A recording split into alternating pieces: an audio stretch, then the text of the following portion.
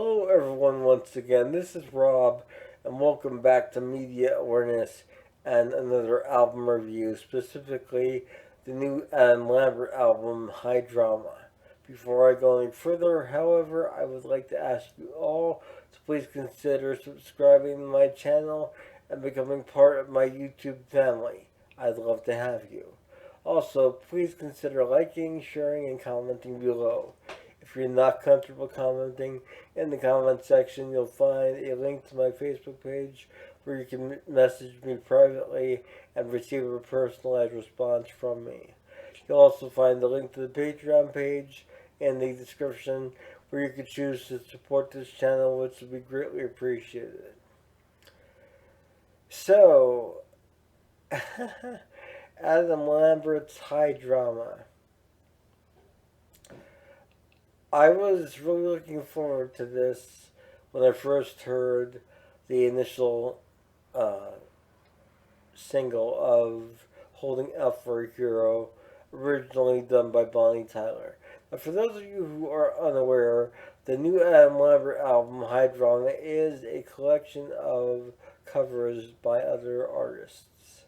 And reportedly, these were all done in a manner that Adam wanted to deliver them to us as fans of his material. That being said, when I heard his Holding Out for a Hero initially, I was impressed with the vocals, I was impressed with his overall delivery. Musically, it sounded okay, but the more I listened to it, it was very standard as far as what's on the radio today and what's out there in general. But I was still optimistic. And then I heard the cover of Duran Duran's Ordinary World. Undoubtedly one of the best songs, in my opinion, ever written. Duran Duran's Ordinary World is a brilliant song, and it's a really amazing piece of art, if you ask me. And when I heard Adam's version, it was really lacking for me in a lot of areas, but more specifically, any type of really emotional depth. And I know by the scaled back version of the track, he was aiming for more emotional depth with that approach, but it seems to backfire for me at least. I've listened to the album on Spotify, and I'm not going to go through track by track, but I am going to highlight one other track that I did not do a reaction video for. You can find my reaction videos for Holding Out for a Hero and Ordinary World in my videos on my channel. But the song that I was really looking forward to hearing his cover of was Do You Really Want to Hurt Me by Boy George and Culture Club. And I thought it would be a brilliant remake of a classic song. And I think I sat there for about a minute after I listened to it, just totally disappointed and in shock by how little work had gone into this song. It's a very predictable, contrived piece of pop material for the masses today. There is nothing that really makes that song great on this album. And it could have been great. With Adam's vocals, it could have been off the charts. But the problem with this album is it's overproduced. You could hear a plethora of vocal effects on him, and he doesn't need them. He's Adam Lambert. He's been fronting Queen with little to no effects at all on those vocals. And because of what's expected by societal standards, he goes in the studio and they slap all these vocal effects on him.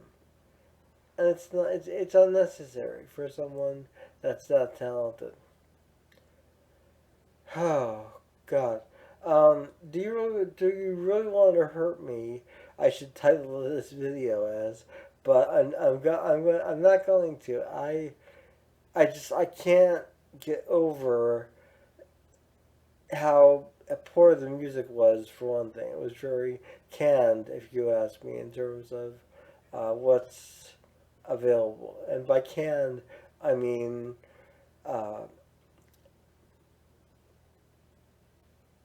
essentially music that is already available, loops of songs that are already available and created for you to choose from in a studio setting to make your song and put it out there. It's nothing really original, in my opinion. And vocally, Do You Really Want to Hurt Me really hurt me because it was very lackluster vocally. There was no emotional intensity that one would expect from someone like Adam Lambert, especially singing a song like Do You Really Want to Hurt Me. It seems like there should be more to it than there is.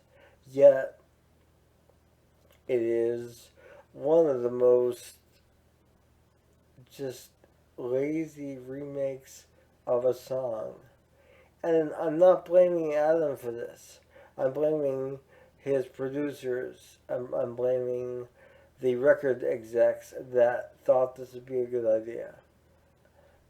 What they should have done, in my opinion, after listening to it recently, they should have re-released his album from 2020, Velvet. And Velvet should have been re-released for 2023 with bonus material and outtakes and been re-released as his new album. You know, as it was sort of buried in the pandemic, like many artists' albums were. And I listened to it, and I was thinking to myself, why couldn't this be the new Adam Lambert album? Why did we get this collection of just, for the most part, emotionless covers? And I'm angry, actually, because I thought this would be great. I really did.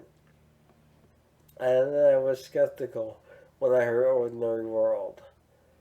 And then I was even more skeptical when I heard Do You Really Want to Hurt Me? And then I looked up the album on Spotify, and just nothing resonated with me at all, with the exception of Holding Out for a Hero. And even that, as I said, the more I heard it, musically it became really old very quickly, because it's the standard today's music sound musically. There's nothing that jumps out about the music that makes it different in any way. And that goes for all the tracks on the album. They're all very lackluster and just by the numbers. This is what the public expects. This is what the public's going to get. If we go too far in one direction, we'll shock them and scare them away. If we go too far in the other direction, you know, the album will sink into obscurity, and Lambert's career might falter or whatever. And there's too much thought being put behind these releases, and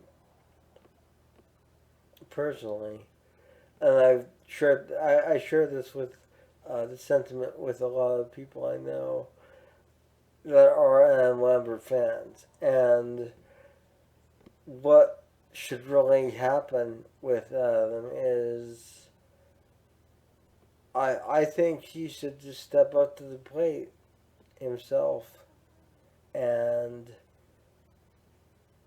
pull, for lack of better words, and this is, I'm quoting a friend of mine, pull a David Bowie. Do a complete change in direction, in sound. And so what if it doesn't sell as well as numbers were expected to sell? You'll have started something different. And if you continue on that path, the more you do along those lines, the more you will sell. It's a proven fact. Look at how many times David Bowie changed in his career. It's like and it's totally outrageous. And he always stayed relevant. Granted, Bowie didn't really attain commercial success per se on a global grand scale, selling platinum records until the 80s. But all throughout the 70s, he had this integrity of just doing his own thing and always changing things up when things started to get old. And I'm hoping that's what Lambert does with his next album. Because High Drama is very low for me on the Lambert scale at this point in time. And I hate to say that because he's such a talented vocalist and an amazing performer. Yet this album does not showcase either of those in any way, shape, or form.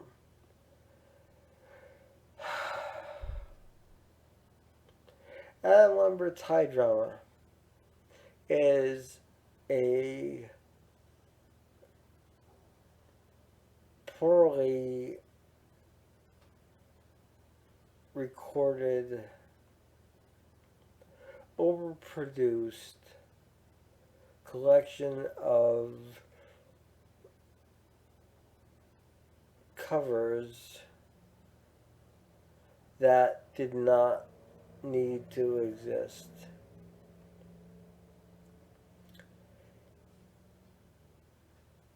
And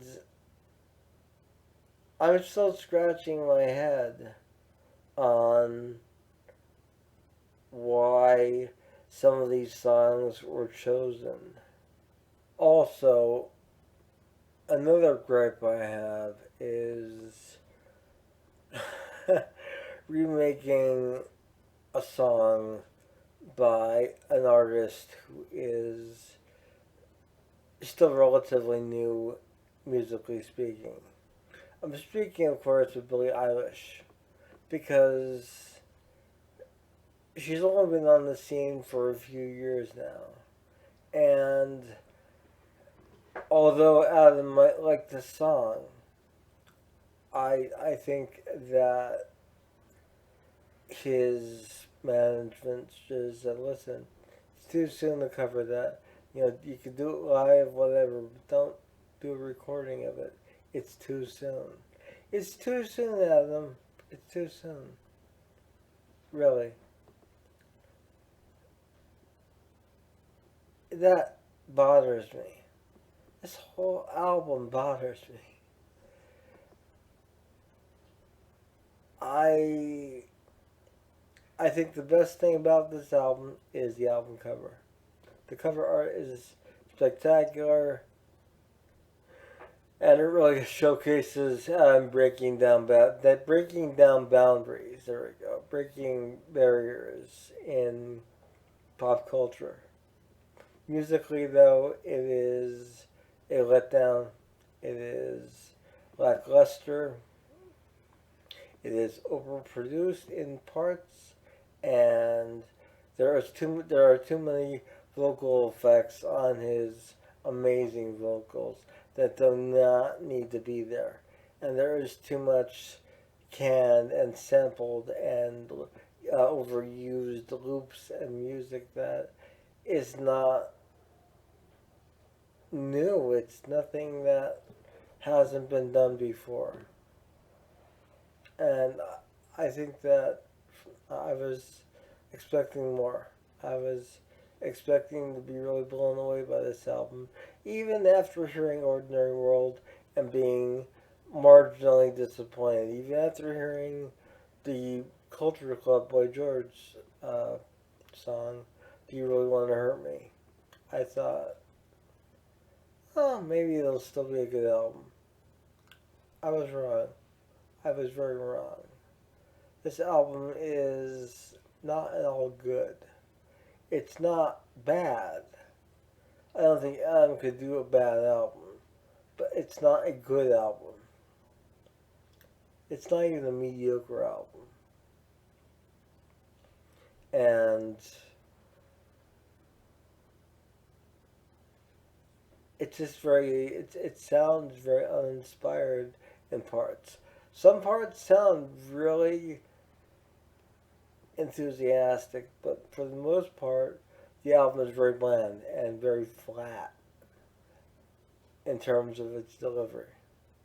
So there you have my review of the new Adam Lambert album, High Drama, available now everywhere you can get music. CDs, digital, whatever your preference and format is. I would recommend streaming this album before you buy it and knowing whether or not you want to invest in this album. I, for one, am glad that I chose to stream this as opposed to purchasing it. And I didn't think I'd be saying that right now. But unfortunately, I was expecting something more than what we received as fans of Adam. And I really think he needs to change up a little bit, shock the world again, and do something different, completely unexpected. This is Rob with Media Awareness. If you like what I do here, please let me know and comment below. Also, like, share, and consider subscribing to my channel and becoming part of my YouTube family, as I'd love to have you. Also, consider supporting me on Patreon. That'd be greatly appreciated. And in addition to that, in the description you'll find a link to the Amazon Media Awareness wish list, where you can pick and choose items for me to unbox, review, etc. Whatever you wish, let me know, and I will follow through on those requests. I will talk to you all soon. Have a great day and night wherever you are. Bye.